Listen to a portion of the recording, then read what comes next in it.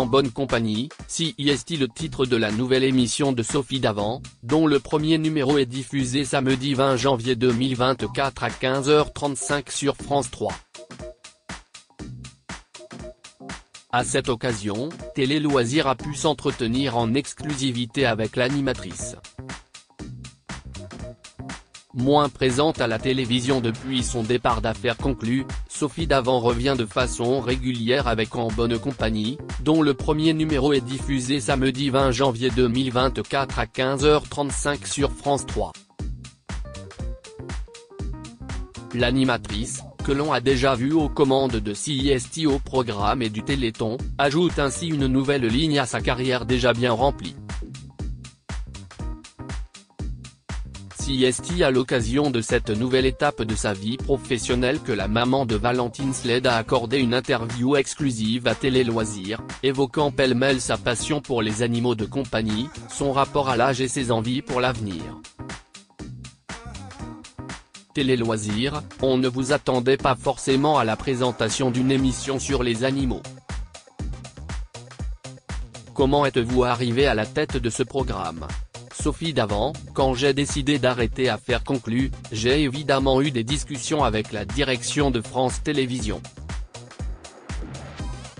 Stéphane Citebon-Gomez, le directeur des programmes, note de la rédaction, tenait à ce que je reste présente sur les antennes du groupe de manière récurrente et CIST lui qui a eu cette idée parce que ça fait quand même quelques années que le service public ne consacre plus d'émissions aux animaux et c'était un vrai manque. Quand il m'en a parlé, j'ai trouvé assez naturel de présenter ce programme. Observer et protéger les animaux a toujours fait partie de ma vie, confie Sophie Davant à Télé Loisirs. Pourquoi était-ce naturel ? CIST, un univers que je connais bien puisque j'ai toujours eu des animaux depuis ma plus tendre enfance dans la région bordelaise. J'avais un petit bichon maltais que j'emmenais déjà sur le plateau de CIST au programme et aujourd'hui, Raoul, mon bichon havanais, m'accompagne partout depuis 3 ans.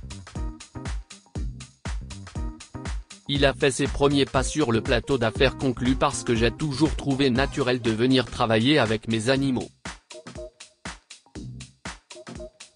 J'aime bien cette idée de normalité de la vie à la télé. Par ailleurs, vous êtes sensible à la cause animale depuis longtemps. Oui, CIST, vrai. Mon père était universitaire spécialisé en biologie marine et il était aussi ornithologue. Il a créé des réserves naturelles dans le sud-ouest donc j'ai été élevé avec cette conscience de la protection de l'environnement.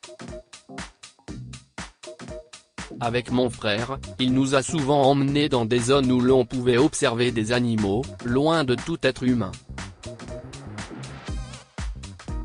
Observer et protéger les animaux a toujours fait partie de ma vie.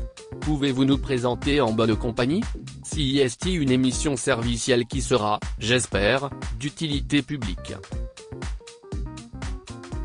Je serai en plateau et j'accueillerai chaque semaine un invité qui viendra nous parler de son animal de compagnie et de son actualité.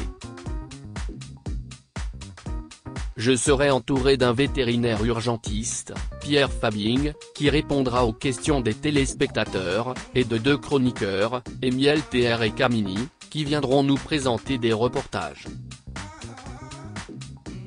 Amy ira à la rencontre de personnes engagées au sein d'une association pour la protection animale, tandis que Camini va essayer de nous étonner en nous présentant des gens qui ont une vie qui sort de l'ordinaire en compagnie d'animaux avec lesquels on ne s'attend pas à partager un quotidien.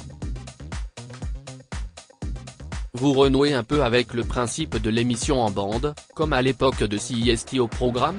Oui, même si Affaires conclues était une émission de troupe peut-on dire, entre les commissaires-priseurs et les acheteurs. J'aime bien cet esprit de partage, de nouer des complicités avec des gens qui m'entourent. CIST gay, CIST la vie. Il se passe quelque chose.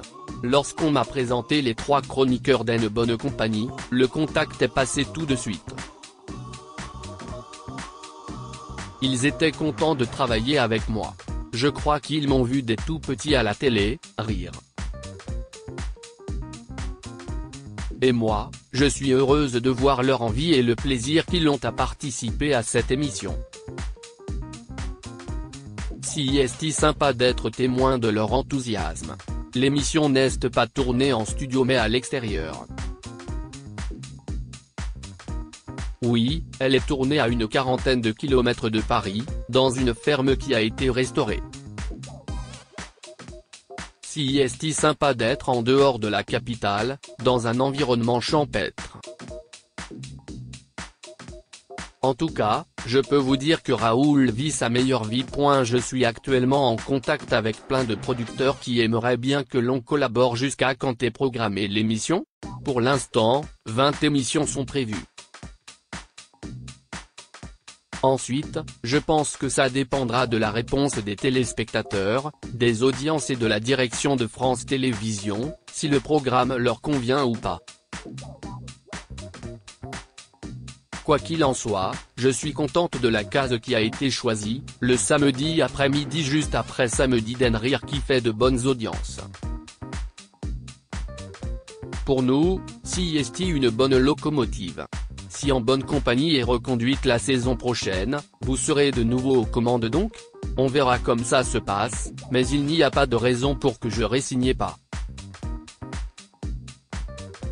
Je n'ai jamais envisagé d'arrêter de faire de la télé et je suis très ouverte aux nouveaux projets.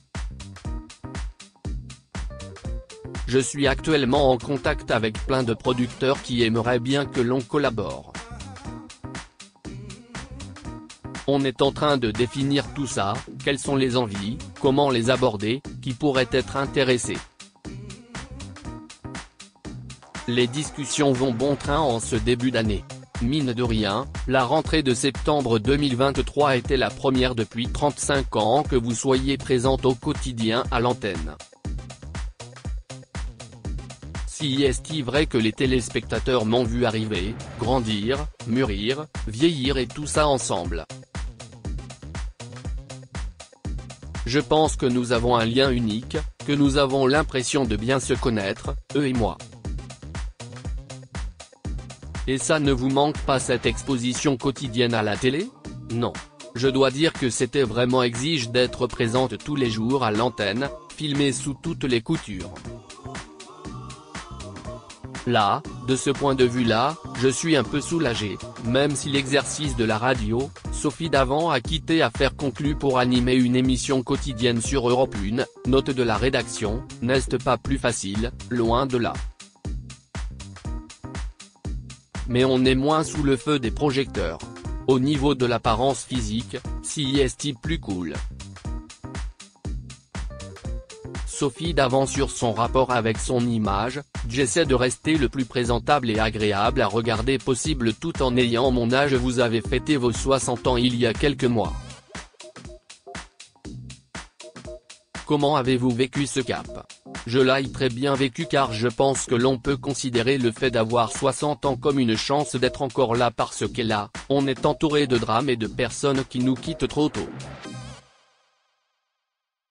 Je l'ai vécu avec le départ de ma mère à 44 ans.